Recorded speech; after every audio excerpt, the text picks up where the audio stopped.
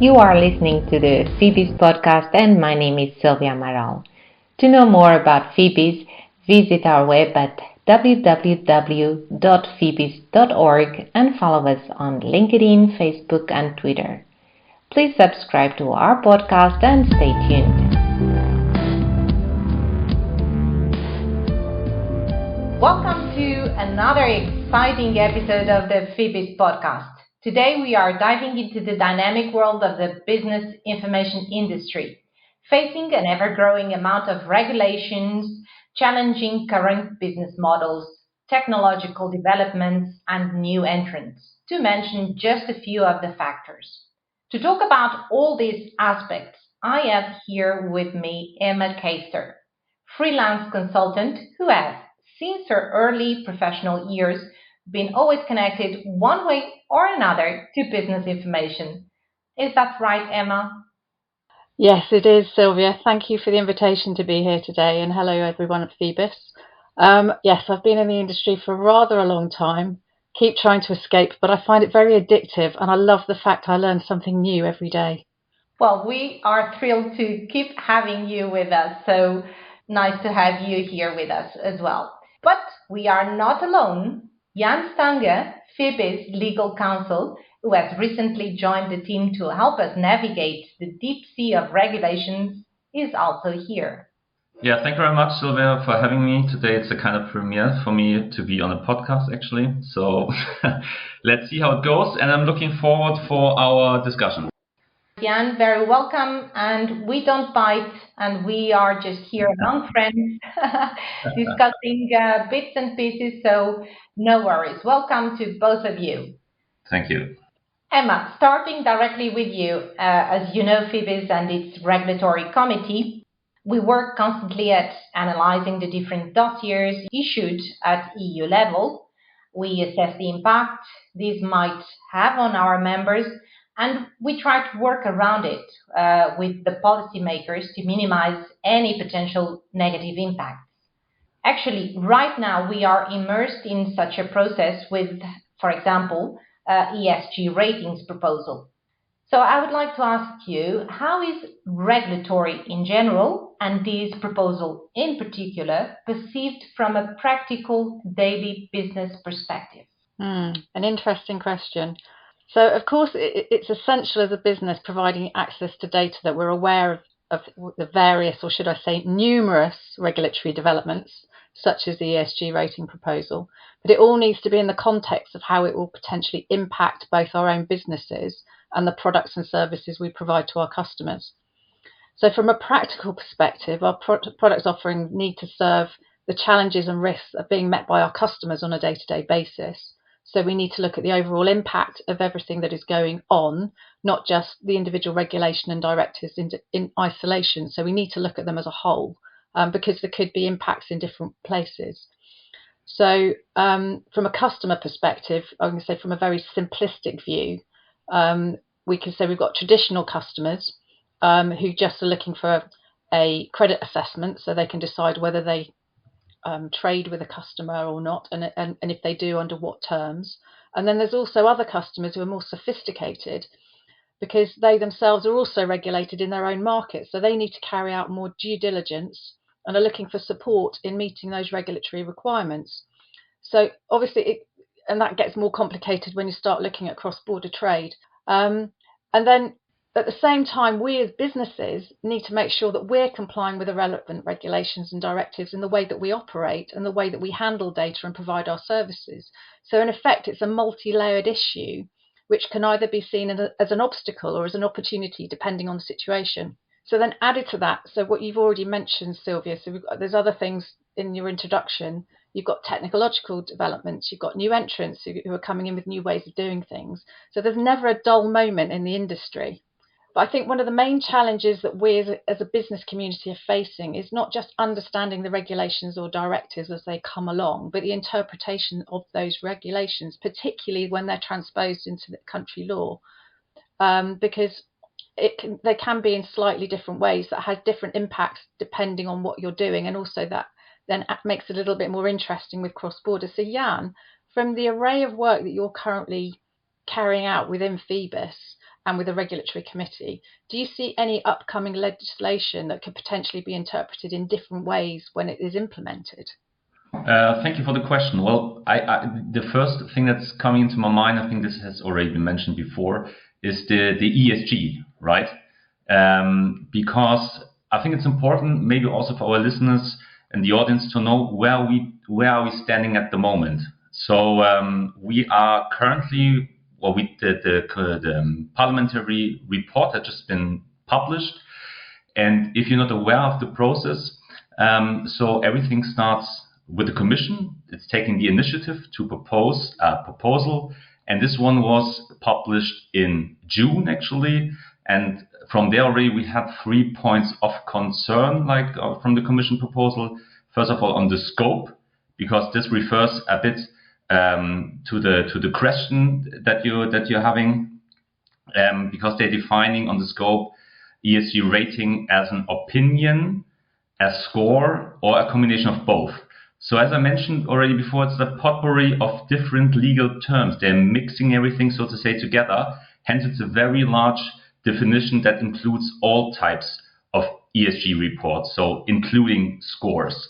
And there you can see also the conflict with other EU legislation, for instance. If you take, for instance, the coordination with the CRA regulation, the credit rating agencies regulation, if you have a look on the Article 3 there, you can see a clear definition of rating, because rating here it's defined as an opinion on creditworthiness assessment and does not include scores.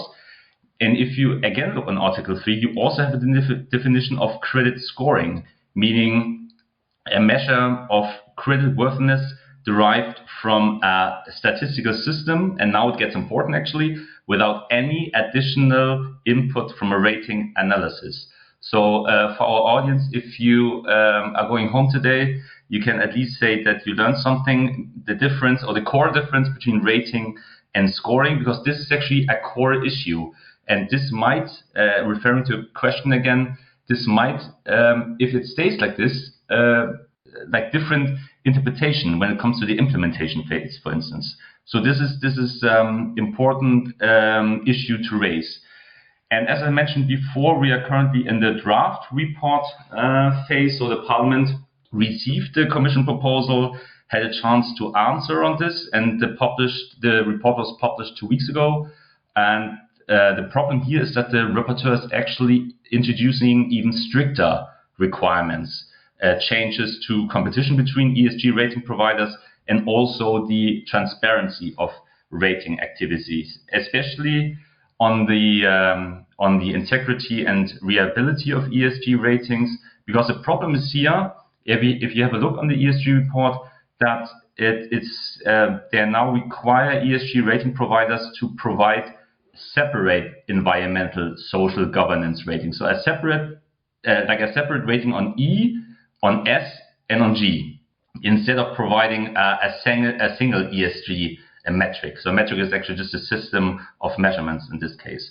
And then the next problem is also that in addition, the rapporteur is widening the exclusions from the scope of the regulation. So it would not apply to include services provided to other entities that are part of the same group. So if you translate the sentence, this would mean that entities that are part of the same group with ESG rating providers, these would then be prohibited from providing consulting or auditing activities to any rated companies. So yes, there are if it stays like this, Emma, then we will have clearly some implementation problems. But as I said before, we are still at an early stage.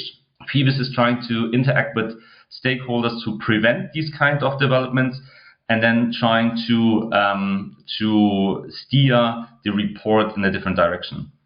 I see that Emma has been wanting to ask a question for a while. I see in your face.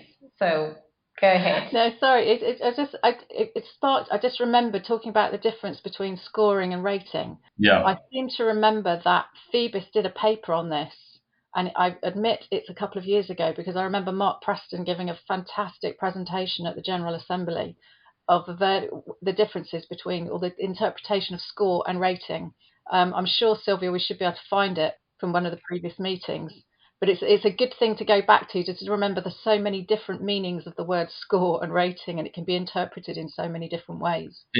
Just to answer on your comment, Emma. I mean, we had already like several meetings with stakeholders in the past weeks, right? And it's always the same. It totally refers to what you just saying. You always have to explain straight from the beginning what is rating and what is scoring, and also you have to explain what is business information. By the way, right? So it's highly important that you find like a clear message and also an easy language that stakeholders are going to be able to understand. So what is at stake, first of all, because if everything is put together, of course, then we have the issue that we are going to be supervised, or the scoring is going to be supervised by ESMA, right? So yes, it's true. We need to find a clear communication here and always explain what is rating and what is scoring. Okay. I was just going to say also from a business perspective, because obviously it's still very much in the depths of working out what the regulation or whatever is going to come out of it. But going back to from a business perspective, it's very much then going to determine how businesses will then will they make a product offering. It might be that they decide it's too onerous to go into and offer an ESG rating as part of their business. And I would imagine that some people are hesitant to do things until they know whether it is going to be a supervised company, i.e. it's going to come under the ESMA umbrella, which I think Stephanie mentioned in an earlier podcast about. That was one of the considerations, that ESMA would be there in a supervisory role for any ESG rating, and it might be separate. So there's so much to take in as to whether or not, and how you tackle that. But at the same time, you've got to meet the requirements of your customers. But I'd like to say, though, that FEBIS does a brilliant job on this, and collectively, it's sort of raising the voice of the industry, and it's a voice out there with the regulators, but at the same time helping to keep us as members and partners of the organisation, keeping us all informed, because then we can then go out and educate our customers at the same time and keep them abreast of what's going on. So I think all together in partnership, it's working really well. And we could probably talk for hours just about this topic, but there's loads of other topics we could also talk about. Well, indeed, Emma, and thank you for the supporting words there. In these kinds of situations, what we also have to take in consideration is just not looking at the regulations per se, but how they can impact differently our members, because obviously, not all of our members are big companies that can take, as you said, an approach of implementing this or that because they can afford it. But some of these regulations can even bring some of our smaller members into the risk of not being able to continue with their business model. So this is a little bit the tricky situation also related to some of these regulations. But of course, Jan can maybe develop a little bit more on this. No, it's especially what you said, like the separation of the E, S, and G, what we mentioned before. I mean, you will have a kind of a mentality of survivor of the fittest, right?